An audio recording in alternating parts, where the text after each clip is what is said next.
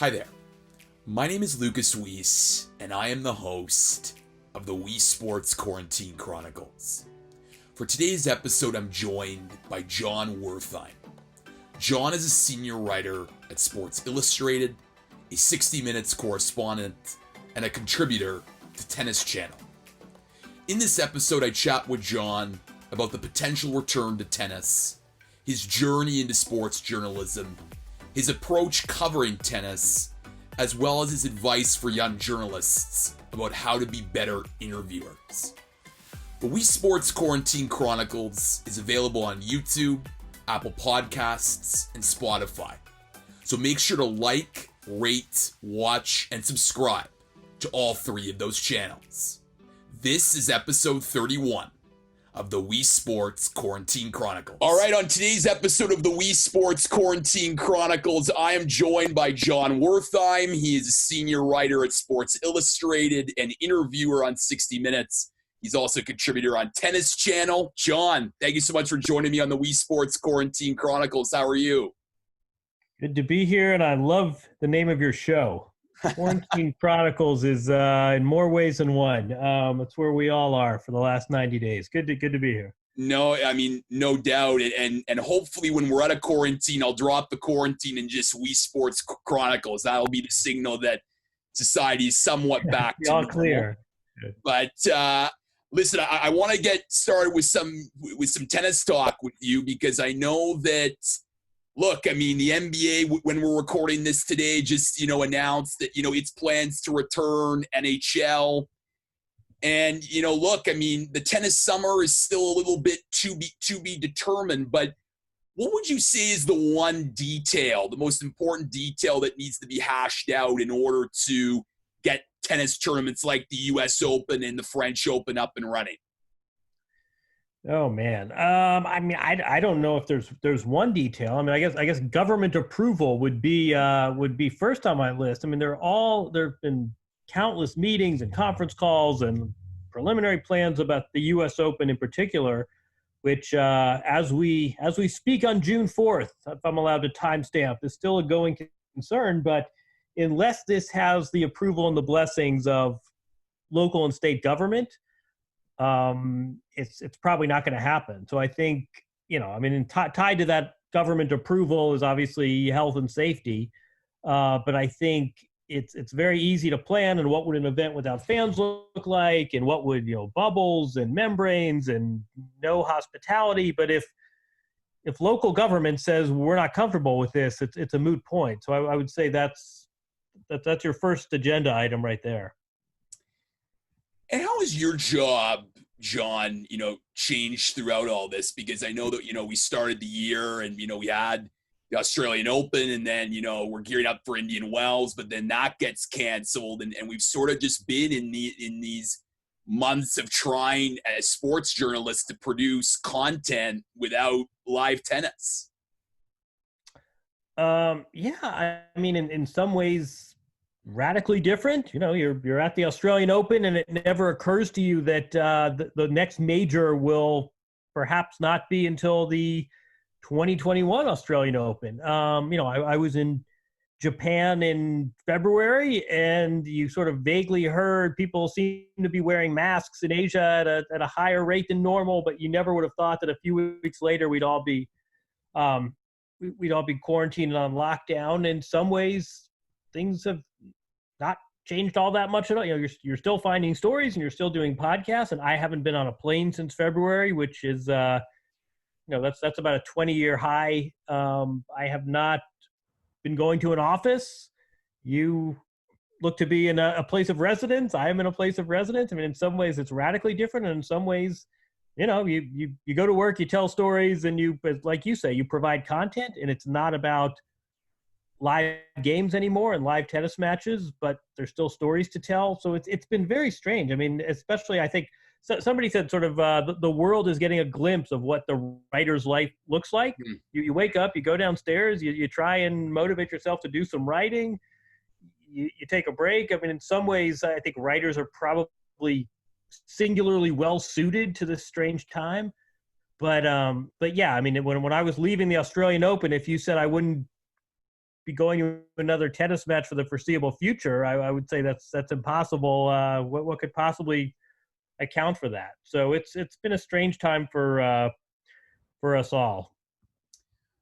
No doubt. And I know that, some of the Canadian players who have been, doing interviews with Canadian networks, I mean, they're trying to, figure out ways to stay in shape and stay healthy during this time. I mean, do you get the sense that it's a challenge for tennis players right now to, stay motivated through this from some of the conversations that you've had with players on the tour? Or do you think that they're still training as if, maybe one day they'll get the call to come back to play? I mean, I think there's a range, and I think what we're seeing is that there is a real continuum of opportunity and wealth and access among players.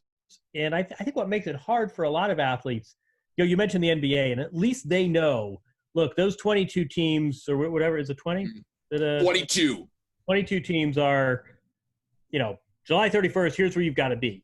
I mean, the problem with tennis is sort of you still don't really have an end point. So if somebody said, yes, absolutely, the U.S. Open is starting the last week in August, at least players will say, there's going to be a hard court event. I know where it is. I know what the site is like. I think it's very hard to practice for something abstract. Hey, start running, Lucas, and I'm not going to tell you when to stop. And maybe it's a sprint, and maybe it's a marathon. I just go.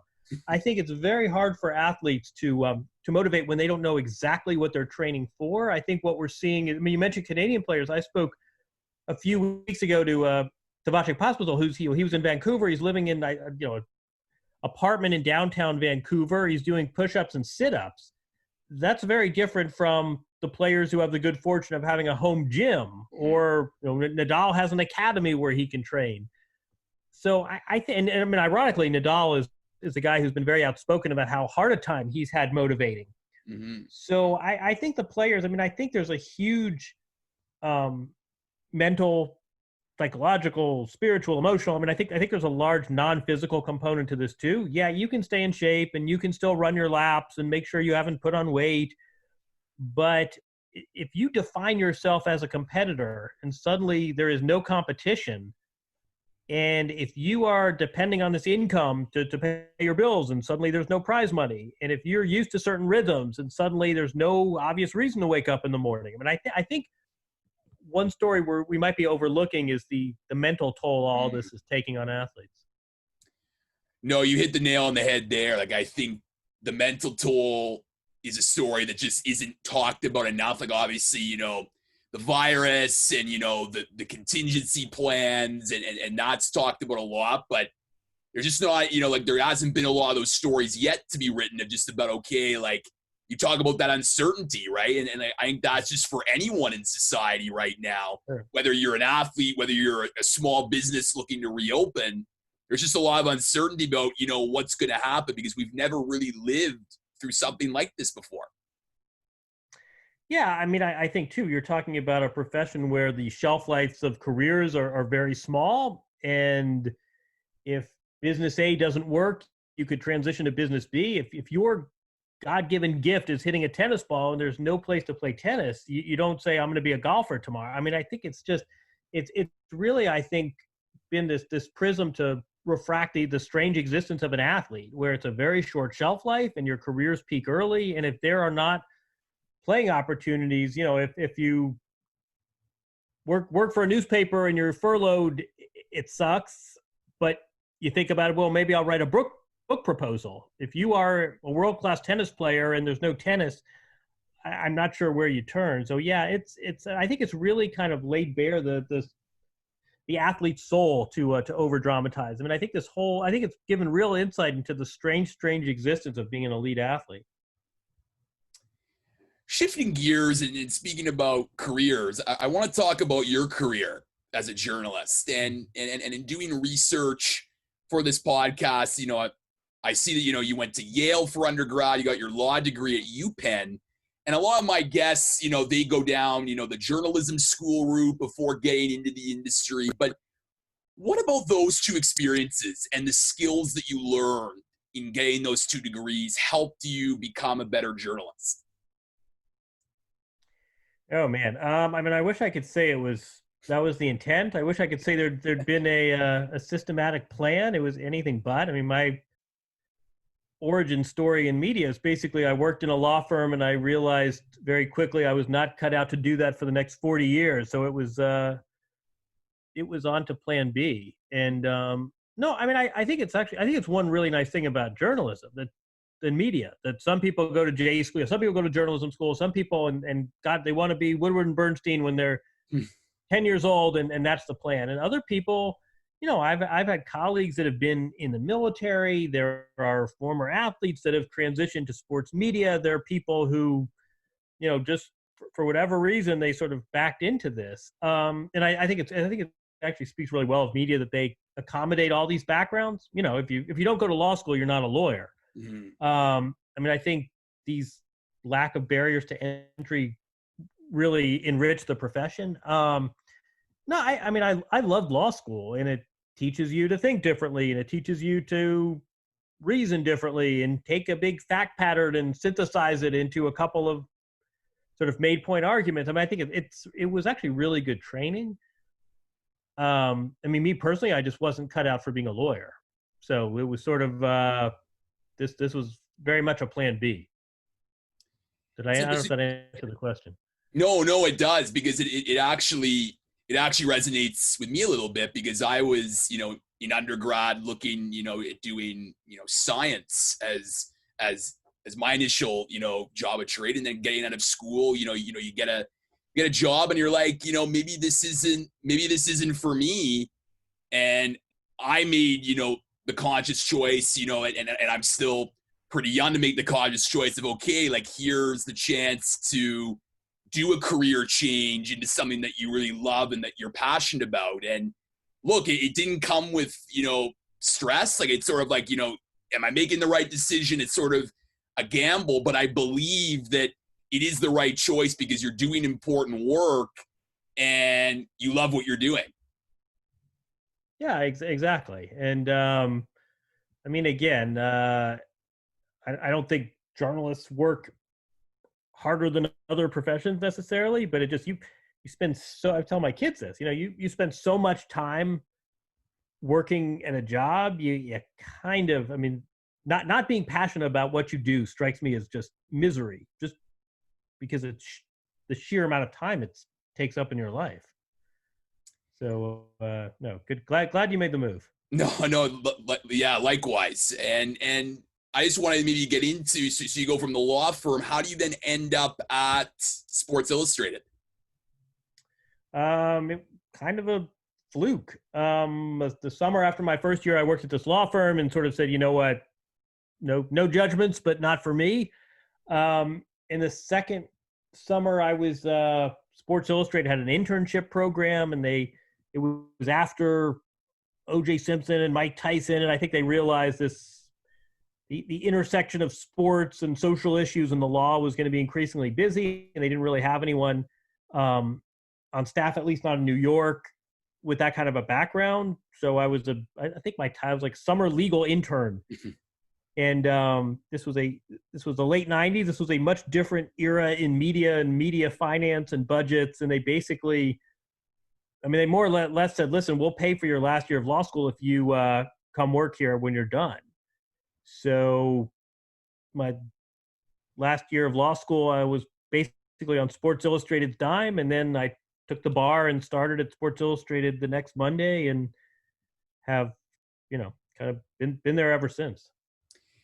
And were you doing tennis right away? You know, what were some of the assignments that you had the pleasure of covering throughout your tenure there at Sports Illustrated? That's a good question. No, I was doing a little of everything, and a lot of sort of investigative pieces and sort of enterprising pieces. And the late great Frank DeFord said, I got two pieces of advice. A, you should find one sport. It doesn't have to be a full-time job. You don't have to spend your whole time on it, but find one sport that you really can sort of go in there and cover.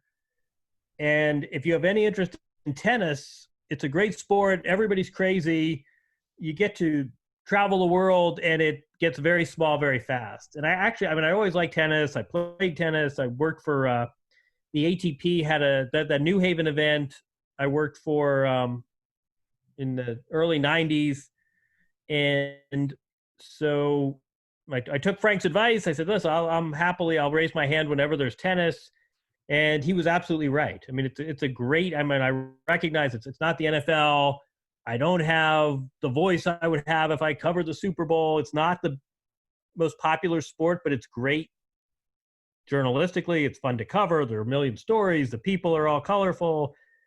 Tennis has a lot to recommend that I wish the sport could do a better job of sort of alchemizing into popularity and into revenue and into growth. But it's been, it sounds trite, it's been a real love affair. I mean, it's really, most people get jaded when they do a sport, and like the baseball and the grass is green, and by the end of spring training, they're like, oh, another goddamn baseball game. I mean, I feel like I'm as into tennis now as I was 20 years ago.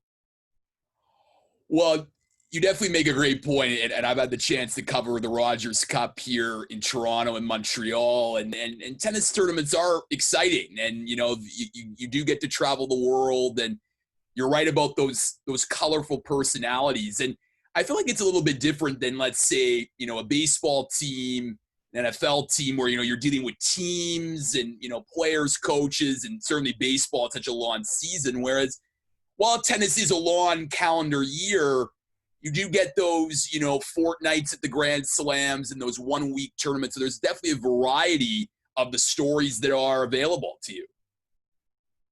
Yeah, and I would say it's men, it's women, it's Coco Gauff at 16 years old, and Serena and Roger are pushing 40, and they're international. And I think, part of it is just the relationships. I mean, you could cover the New England Patriots to go a season without talking to Tom Brady. And Tuesday they're going to trot him out for a press conference, and there are going to be no follow-up questions. I mean, that's kind of, in tennis, it's you want to talk to Vacek Pospisil, whatever. You want to talk to Rafa, you can get Rafa on the phone. And I also just think you're right. The variety, the fact that you have 2 weeks, but it's 2 weeks at one site. You cover the Blue Jays for 2 weeks, you could be in 5 different ballparks. And again, just it's a small enough world so that, I don't want to say everybody gets along. I don't want to say it's a happy family, but everyone sort of at some level recognizes we're all colleagues. And I think the relationships between the athletes and the media is, I think, pretty extraordinary these days. So you get to a Grand Slam, let's say, and I know that you're famous for your mailbag on Sports Illustrated, which I always love reading after the Grand Slams. But, are the stories, do they get easier as the tournament goes along, or is it harder? Like what is your approach? Because I know that, at the tournaments, you have a lot of different responsibilities. So how do you sort of juggle what the Grand Slam is going to look like as a writer?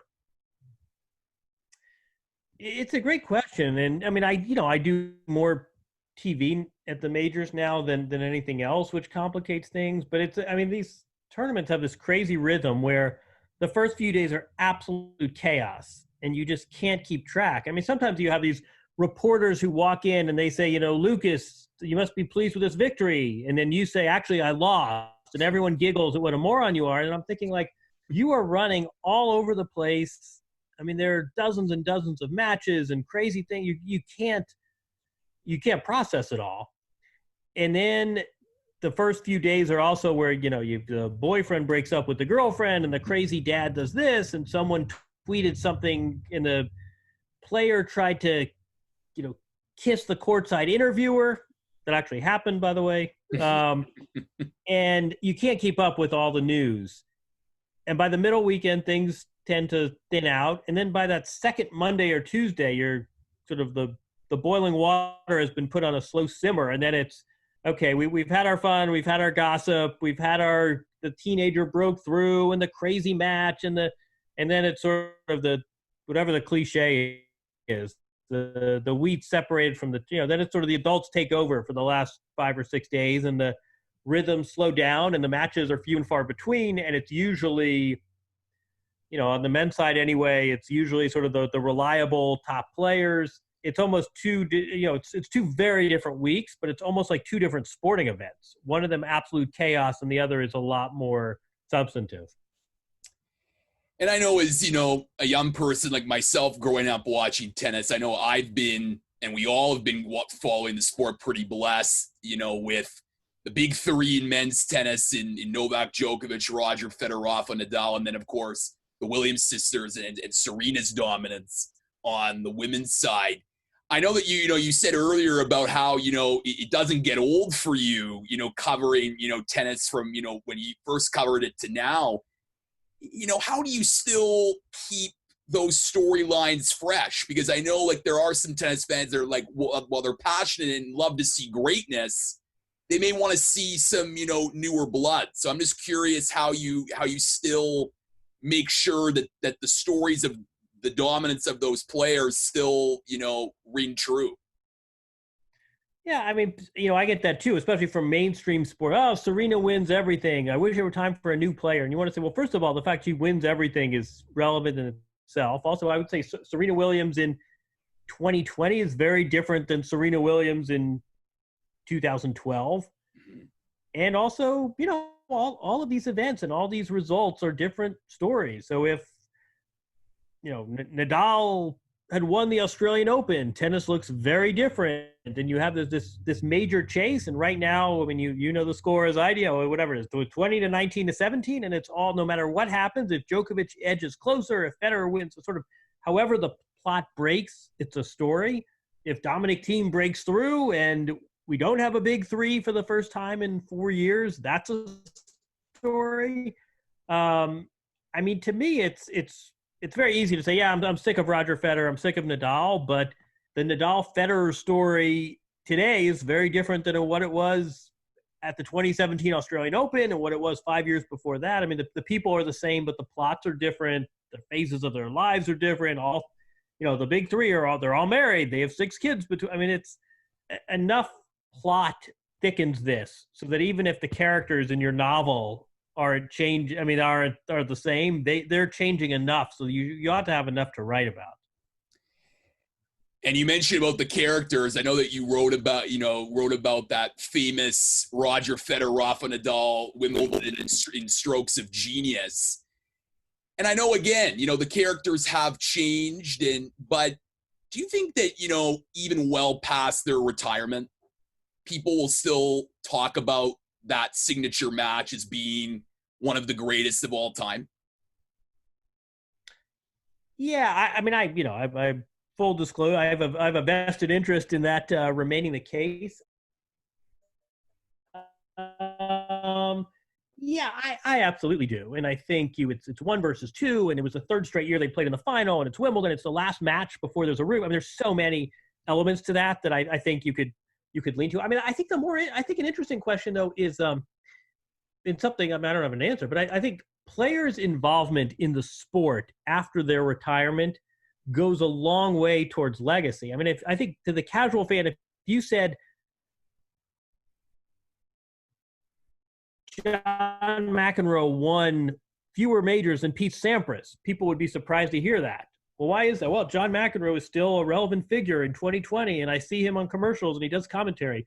I mean, I think it's completely their discretion and their choice, but I think Steffi Graf's, I think history has perhaps forgotten her a bit because she has not been on the scene in the last 20 years. And I think there are other players who probably get a nice bump from remaining prominent. So, I think, look, Roger Federer and Rafa Nadal, I would put that match, no matter what the future holds, I would put that match down as the greatest ever. It would take a lot to top it. But I think if Rafa Nadal says, you know what, I'm done traveling, I'm never getting on a plane, I'm staying on Mallorca, life is good, I think history will remember him differently than if he's a coach or a commentator or still very much in the mix. And I think that happens a lot. I don't know if it's like that in other sports. I guess to some extent. I mean, Michael Jordan is an example of someone who disappeared from the public eye, and it only seems in some ways to have added to his mystique. But I think someone like Charles Barkley probably gets a nice bump. I think people don't realize he never won a title, and he was a great player, but he wasn't a top 10 player.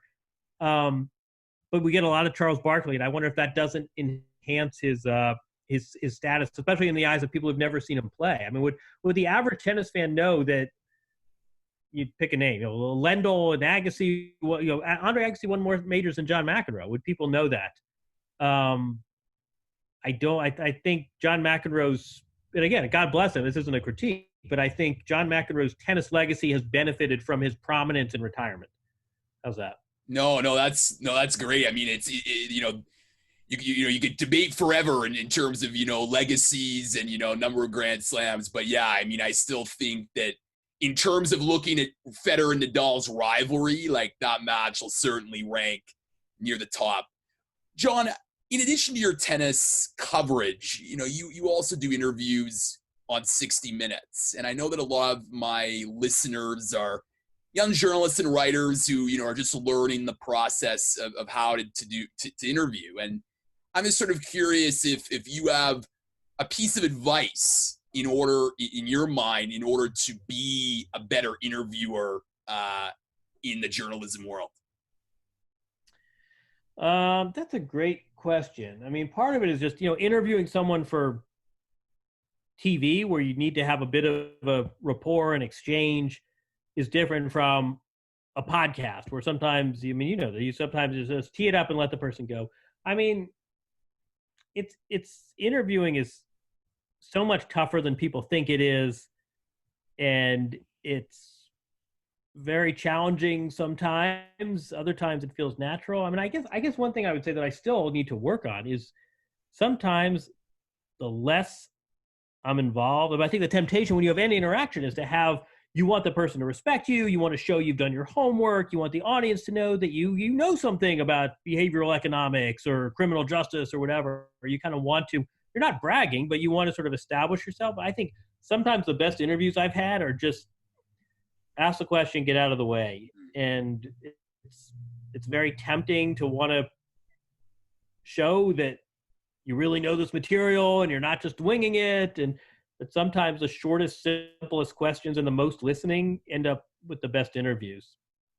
But no, I mean, the interviewing is really an art. And there are people, Terry Gross, and I mean, there are people that I can point to that do it extraordinarily. A lot of my 60 Minutes colleagues, Leslie Stahl, great interviewer, Steve Croft, great interviewer, but it's tough. It's an art, and every interview is so different. Every interaction is so different. Did the person just wake up? Did they like the chair they're sitting on? I mean, there's so many variables that it's one of these things that I think no one ever masters just because every interview is so different.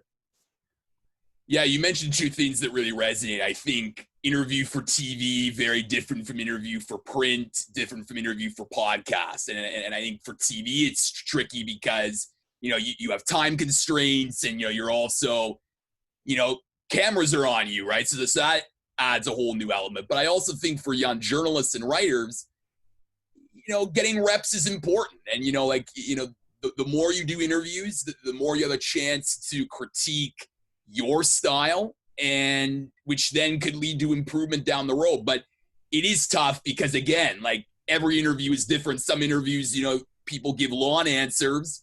Sometimes it's, short, right? So you have to figure out a way to adapt on the fly. Yeah, I mean, the other, I mean, I'm a sort of writer at heart and always will be, but you and I can have an interview. It could be awful. You and I could not, we could talk past each other. You could curse me. I could, and if you give me 3 good bites that I can put in my article, great. Game over. Like we played our, I mean, a lot of times I think in print, it's very different. I mean, in print, sometimes you just want a couple of quotes. And if you can give me something that's going to enrich my story or help solidify my point or is a colorful quote, the other 57 minutes don't matter. I mean, in TV, especially 60 Minutes where, you've got to put together a 13-minute piece, you really need, it's a much different kind of interaction. And my first couple of TV interviews, I just sort of tee up the question and got out of the way. And the producer was like, well, you've got to be in there. You've got to be part of this conversation.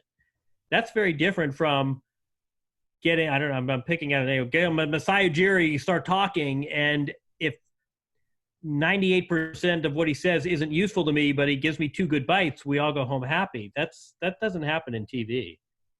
No, and in TV, it's, that one chance, right? Whereas, a scrum, interview in post game, they may not give you anything except for that one quote, like you said. Whereas the TV's the TV, and whatever it is, and which gives you, as the interviewer, the more opportunity to be, better at that craft. Right. Well, I'll give you another tip, as long as you brought it up, which is don't fall in love with your questions. Yeah. That sometimes you go down you've got your list of questions, or you have what you want to ask, and you say, the athlete or the subject starts talking and then says, oh, I cried because my dog died last night, and it's not on your list. And you say, who was a coach that was especially meaningful to you? I mean, sometimes you just have to throw your questions out and run with the conversation, and there's sort of this security blanket. I mean, sometimes a subject will answer 4 of your questions in one answer, and that can throw you off. A lot of times, I've heard this where you've seen this where people are so wed to what they're going to ask that they completely miss an opportunity to advance the conversation, just because question 5 says, "Tell me about your mom," and if the guy just told me about the time he robbed a bank, the next question should not be whatever the 5th question is. So, I mean, I think that's another piece. And again, I say this not as omniscient as someone who's learned this the hard way. Sometimes you need to rip up your questions and just have a conversation, because the sequence does not flow. Well, John, I mean, that's amazing advice. And I'll just speak for my podcast experience. Like, my first guest, I did have the list of questions, and I, as this podcast has gone along to your interview right now, I did research beforehand, but there isn't a list of questions. And I just think it's just the way, for me at least, I've done enough of these interviews where you just get more comfortable. And it goes back to my point about getting those reps in and not, being, constrained by the questions and just listening to what your interview subject is saying. Because again, like you're talking about, your dog dying, or they make this big reveal, you got to follow up on that. You can't just let that go, because it then just diminishes the quality of the interview. Yeah, exactly. And you miss an opportunity. But no, I mean, it's just the podcast interviews are different from print, which are different from TV as well. Which, and TV, 60 Minutes is different from live TV. When someone comes to the desk at Tennis Channel, that is a much different conversation than you're sitting across from a subject and you have the power to edit. And if they want to grab a swig of water, they can swig their water. So even within the mediums, they're very different kinds of interviews. Last question for you, John. And of course, the journalism industry is very different now to when you first entered. And while there is a difference, and while there may not be as many jobs, there's also opportunities for young people to create their own content more than ever before. I'm just curious for you if you have any advice on, for a young journalist, how to embrace these challenges, but also be willing to take the risk to create their own content, because nowadays the content, it can be more noticed than ever before compared to when you first started. Yeah, I mean, I think that the answer is in the question. Take the risk to make your own content. And in some ways, these are crazy times in the media. This is not the steady ship it was when I entered in the late 90s. And on the flip side, like, it's never been more exciting. You and I are, think about what you and I are doing right now. And you're in your home and I'm in mine, and we're not in the same country, and we are speaking live and you're recording it, and content's going to come out of this. I mean, in some ways, there's never been a better time to be a journalist. But yeah, I mean, I think the risk taking is important too. I mean, I think you need to keep your dignity and you need to keep your ethics. And I think risk taking does not mean sort of journalistic anarchy. Doesn't mean, Zoom bombing. I heard, Zoom bombing a Zoom funeral. I mean, I think you need to sort of stay within the parameters of decency, but I do think there are a lot of opportunities for risk taking that weren't there, 20 years ago. And if you have something cool and fresh and original. In some ways, it's this golden era, and in other ways, obviously, there are significant challenges that have to be negotiated. I mean, I never know exactly what to tell people when they say, should I go into journalism? Part of me is like, are you kidding? It's like draining jobs. You work harder, you get paid less. I mean, and the flip side is like, yeah, I couldn't imagine doing anything else. Like, what a great sort of, it's the Wild West in the best sense of the word. There are all sorts of opportunities, and there are all sorts of barriers to entry are all down. And we all have, we all have these devices in our pockets that are the Western canon of literature, TV studios and audio studios in our pockets. In some ways, it's never been a better time to be a journalist. So I think you said it well. Be young and take risks. Jon Wertheim is a senior writer at Sports Illustrated. Jon, thank you so much for joining me today on the Weesports Quarantine Chronicles. You got it. That was fun, and yeah, exactly. I hope you drop the quarantine, and I hope it's Weesports Chronicles sooner rather than later. Likewise.